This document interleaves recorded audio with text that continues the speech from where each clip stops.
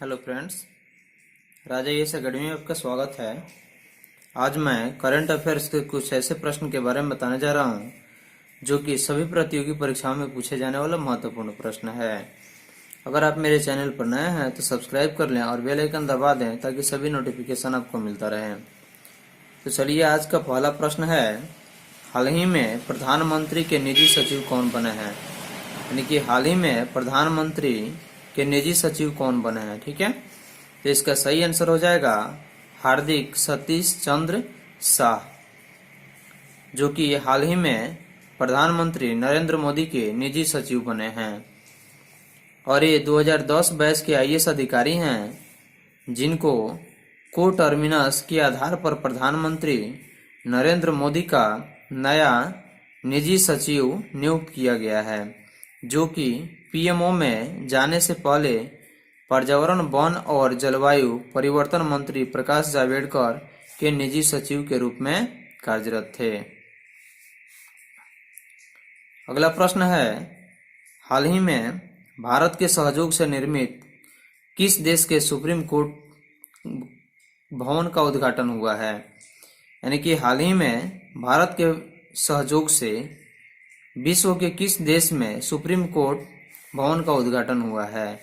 तो इसका सही आंसर हो जाएगा मॉरिशस। कहाँ? मॉरिशस।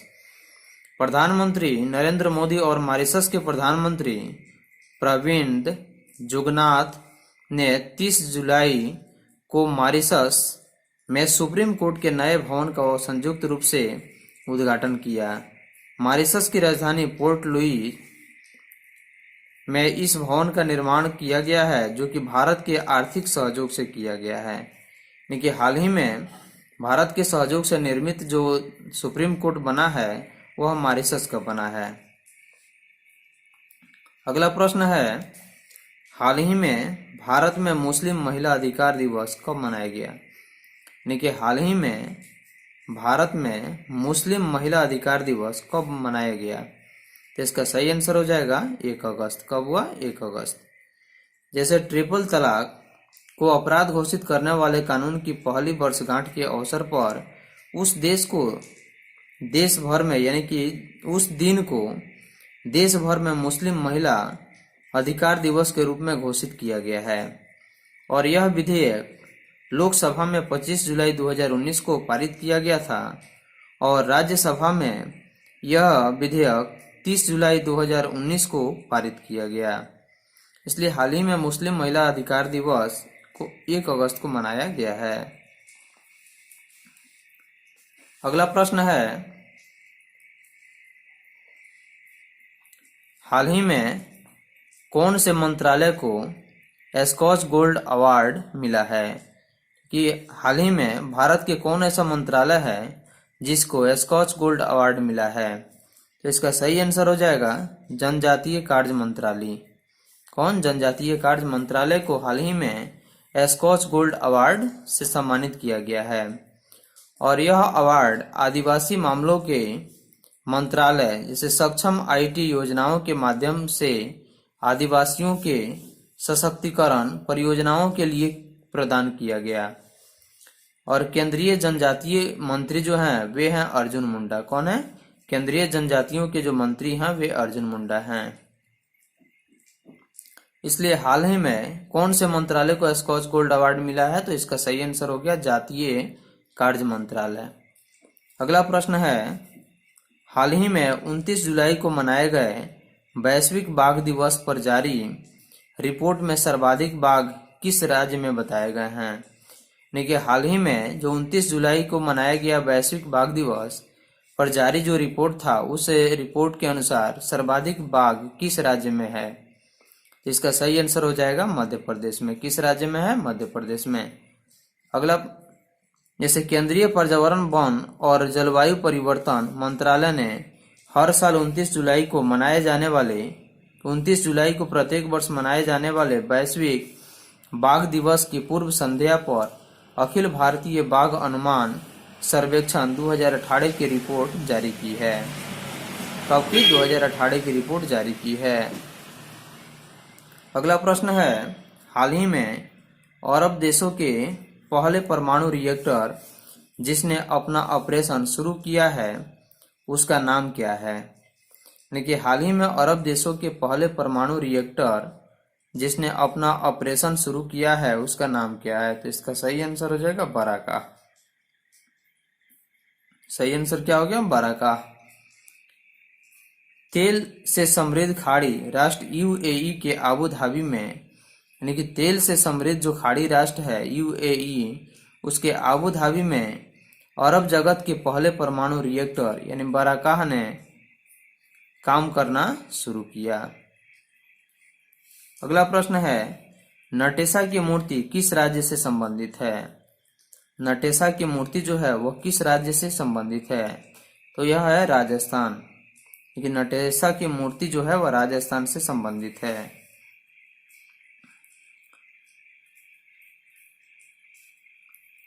नटेशा की जो मूर्ति है वह कहाँ? राजस्थान से, क्योंकि राजस्थान में है।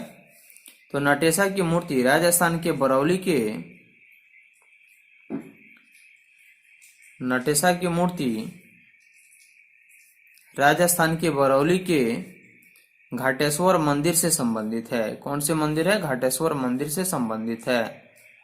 और यह दुर्लभ बलुआ पत्थर की मूर्ति है जो 22 साल बाद भारत लौटी है। यानी कि नटेशा की जो मूर्ति है वह भारत में 22 साल के बाद में वापस लौटी है और इसे 1998 में देश से बाहर तस्करी कर ला गया था। यानी कि देश के बाहर तस्करी करके लेकर चला गया था, जो कि 1998 से ही देश से बाहर है। और 22 सालों के बाद यह नटेशा की मूर्ति जो राजस्थान में स्थित है वह भारत में लौटी है और इसकी ऊंचाई लगभग 4 फीट है। कितनी है? इसकी ऊंचाई लगभग 4 फीट है।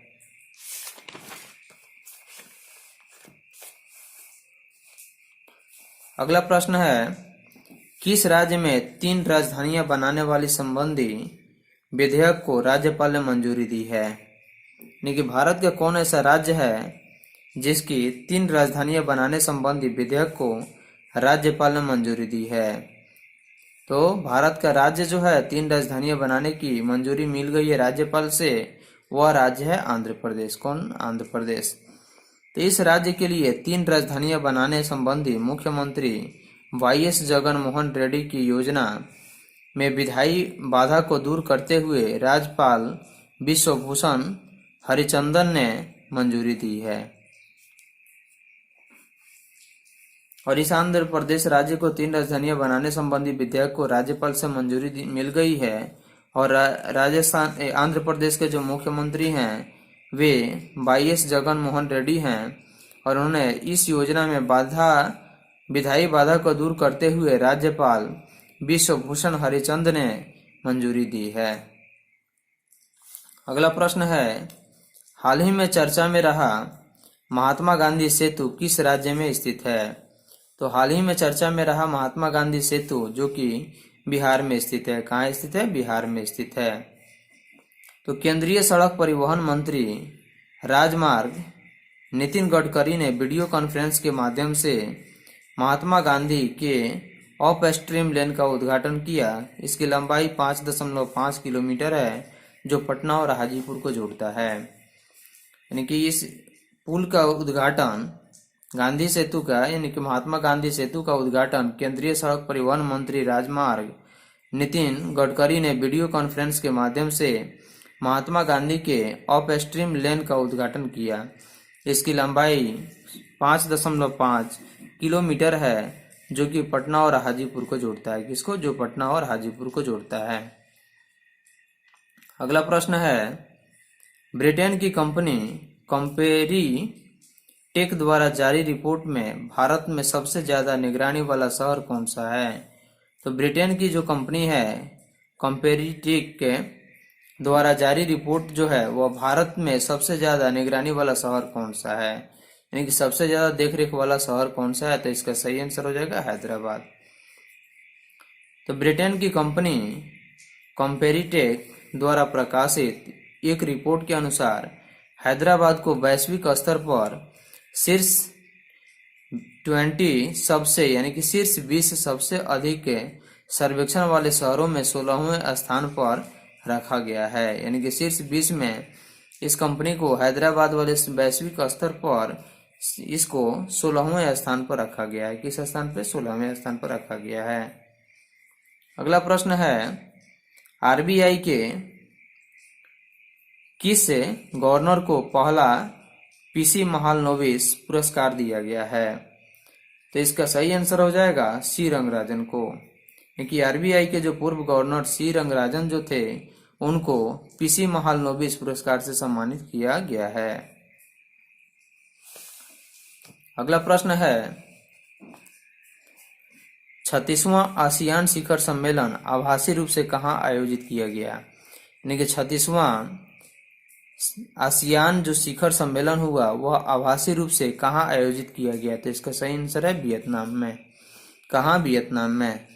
अगला प्रश्न है, आईसीसी के अध्यक्ष पद से किसने इस्तीफा दिया है?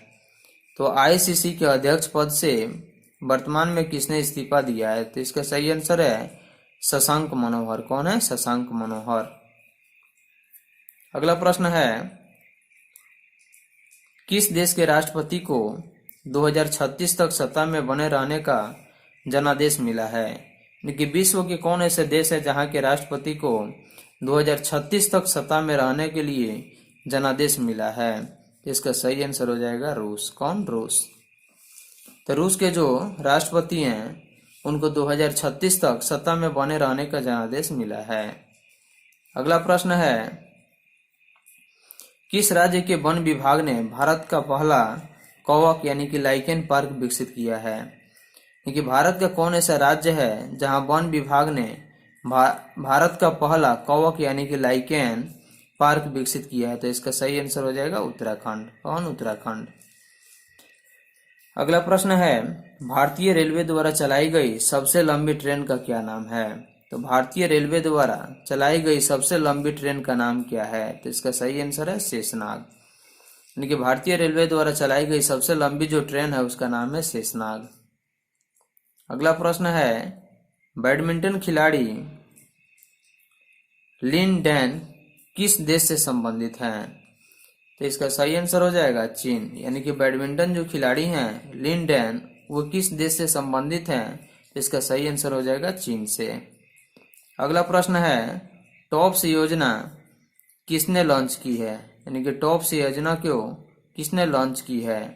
इसका सही आंसर हो जाएगा खेल एवं युवा मंत्रालय यानी कि युवा मामलों के मंत्रालय ने। यानी कि हाल ही में खेल एवं युवा मामलों के मंत्रालय ने टॉप्स योजना को लॉन्च की है।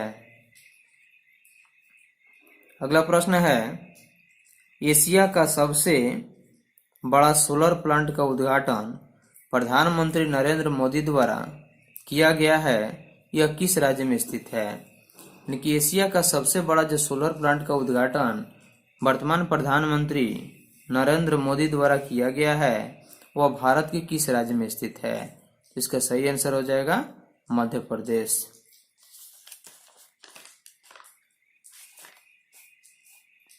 तो एशिया का सबसे बड़ा सोलर प्लांट का उद्घाटन माननीय प्रधानमंत्री नरेंद्र मोदी द्वारा किया गया, जो कि भारत के मध्य प्रदेश राज्य में स्थित है।